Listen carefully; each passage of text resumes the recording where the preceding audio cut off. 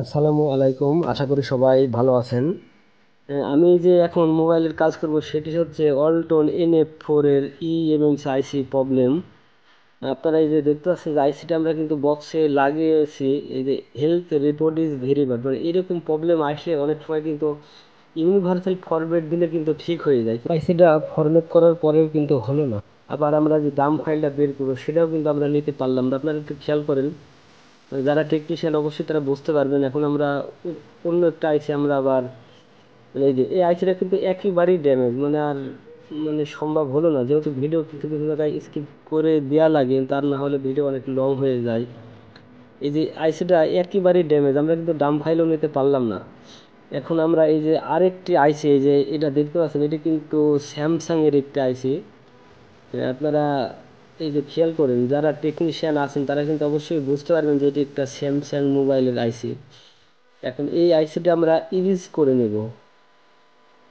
এই আইসিটা নতুন করে আমরা পার্টিশন করে ডাম ফাইল দিয়ে ফ্লাশ করে আমরা আবার দেখবো যে সেটি রানিং হয় কিনা। ভিডিওটা অবশ্যই মনোযোগ সহকারে দেখবেন।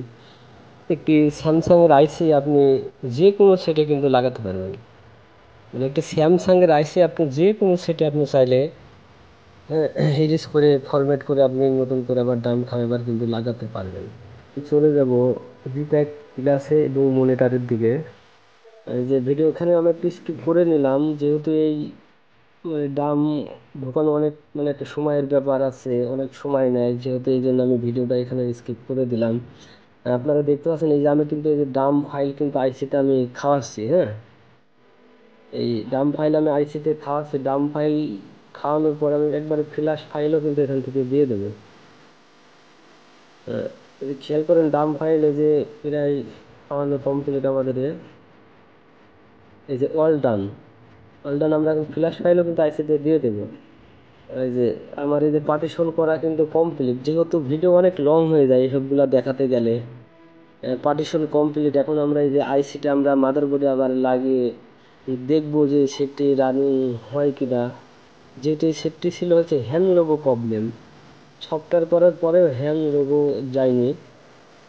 কয়েক জায়গায় দেখিয়েছিল সফটওয়্যার করার জন্য, এবং আমি নিজেও ফ্ল্যাশ করলাম, তারপরেও কিন্তু সেটি রানিং করতে পারিনি।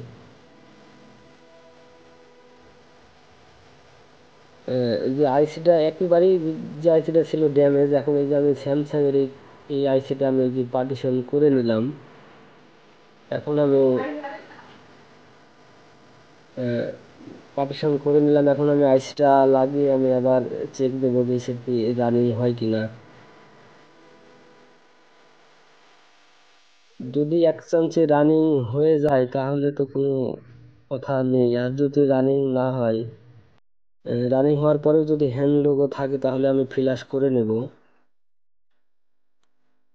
এখন আমি আইসিটা লাগিয়ে নেব।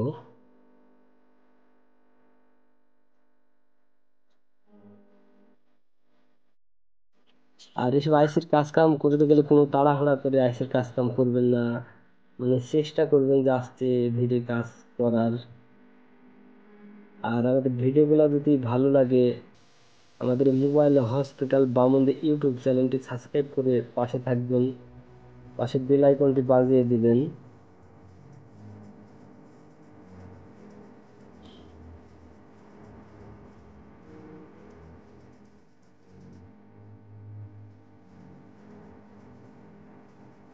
যেহেতু ভিডিও স্কিপ যদি না করি তাহলে অনেক লং হয়ে যায়, এক আধ ঘন্টাও সময় লেগে যায়। এই যার কারণে কিছু কিছু জায়গায় স্কিপ করা লাগে। যেহেতু সম্পূর্ণ ভিডিও দেখাতে গেলে মানে অনেক সময়ের ব্যাপার স্যাপার আছে, এগুলা হয়তো বা ধৈর্য হারিয়ে যাবে দেখতে গেলে আপনাদের। যার কারণে আমি ভিডিও স্কিপ করে দিই কিছু কিছু জায়গায়। আর আইসি লাগানো হয়ে গেলে আপনি কিন্তু নিজেই বুঝতে পারবেন যে হ্যাঁ আমার আইসিটা লাগানো হয়ে গেছে। আমাদের এই যে আইসি লাগানো কমপ্লিট, এখন আমরা মাদারবোর্ডটি ভালো করে ওয়াশ করে নেব।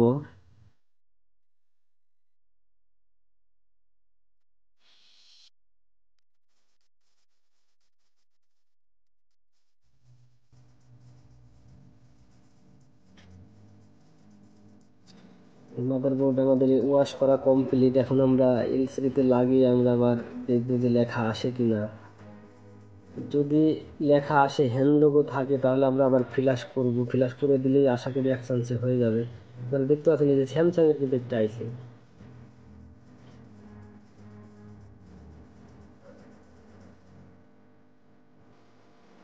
যেহেতু একটা আইসি লাগাতে গেলে এমনিতেই অনেক সময় লাগে,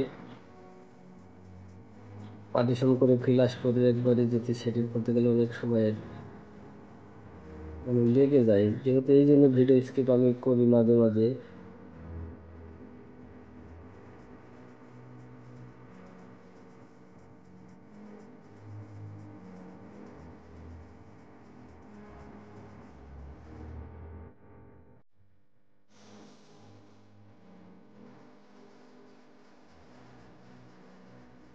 আমি এইটা লাগালাম হচ্ছে স্যামসাং এর একটি আইসি, স্যামসাং মোবাইল থেকে আমি খুলে লাগালাম।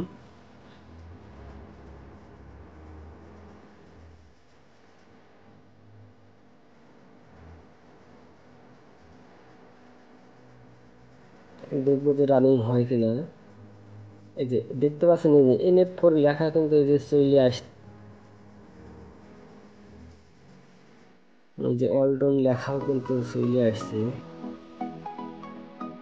এখন আমরা রিসেট সেটটি কিন্তু রানিং ফুল, এখন কিন্তু আর কোনো প্রবলেম নাই, আপনি সফটওয়্যার করলেও আর কোনো সমস্যা নেই, কিন্তু সফটওয়্যার করার দরকার নেই। এখন আমরা সেটটি রিসেট করে দেবো, রিসেট করলেই কিন্তু এটা আমাদের ঠিক হয়ে যাবে। হ্যাঁ,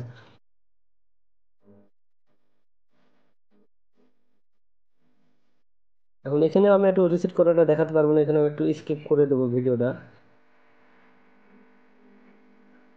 এখন এই সেটটি আপনি সফটওয়্যার দেওয়ার কোনো প্রয়োজন নেই, যদি হ্যান্ড লোগো থাকতো তাহলে আমরা সফটওয়্যার করতাম, যেহেতু এখানে আপনি যে দেখতে পাচ্ছেন যে হয়তো FRP লক আছে, যেহেতু আমি ফাইল কিন্তু আগে আমি খাইয়ে নিয়েছি। হ্যাঁ, জিটেকের মাধ্যমে কিন্তু আমি ফ্ল্যাশ দিয়ে নিয়েছি। এখন আমরা এটা শুধু রিসেট করব। আর আগে আমি একটু মাদারবোর্ডটি ভালো করে আগে আর একটু ওয়াশ করে নেব, নেওয়ার পরে ক্যামেরা সেটিং করার পরে, ফোন সেটিং করার পরে আমি রিসেট করব। এখন আমরা রিসেট করার পরে আবার দেখবো যে সব ঠিকঠাক আছে কিনা, ফাংশন ঠিকঠাক আছে কিনা সেটা আমরা এখন আবার চেক দেবো। তার আগে আমরা আর একটু মাদারবোর্ডটি ভালো করে ক্লিন করে নেব, নেওয়ার পরে সেটটা আবার আমি ফরম্যাট করব। এই মাদারবোর্ডটা আর একটু আপনি যে খেয়াল করেন, এই যে স্যামসাং এর একটা আছে কিন্তু এটা। এখন এই যে আমরা কিন্তু রিসেট করে নিলাম, হ্যাঁ, যেহেতু রিসেট করাটা আপনাদের দেখাতে পারলাম না, রিসেট করতে গেলে অনেক সময় লাগে, আমি কিন্তু ফ্ল্যাশ আর দিলাম না, শুধু রিসেট করে দিলাম। দেখেন যে সেটটা কিন্তু ফুল কমপ্লিট হয়ে গেল। এই যে সবাই ভালো থাকবেন, আসসালামু আলাইকুম।